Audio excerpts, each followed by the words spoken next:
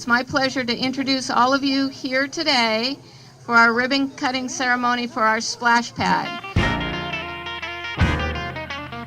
The Community Spectrum headed over to the City of El Centro's Community Center, where local children could hardly wait for the splash pad to have its official ribbon cutting to declare summer water fun is here. This is why I do what I do. I love seeing kids, playing, being active, getting healthy, staying healthy, and having fun. That's what it life's all about, especially as a kid, is to have fun, have a good time, and just seeing all the smiles. It's some water, it's just a little bit of water, and it's amazing what a difference it makes. And, I'm just so proud to finally be able to open this to the community and have this available. Well, it's a great day. We finally get the splash pad going, and pretty much just in time for summer, and now the heat's here, and the kids are wanting to get in the water, and so I'm sure the kids are just itching for this thing to get shut on or turned on today.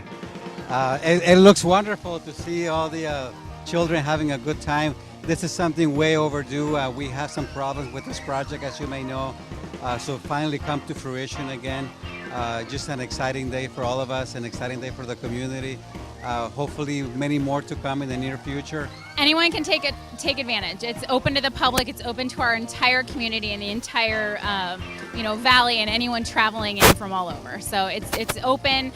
It'll be open 7 days a week from 8 a.m. to 8 p.m.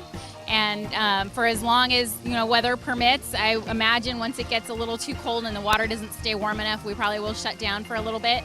But we'll kind of do that as it comes, and you never know. I think last December it was super, super hot still. So if it's still warm and we're still able to keep it open, we'll keep it open.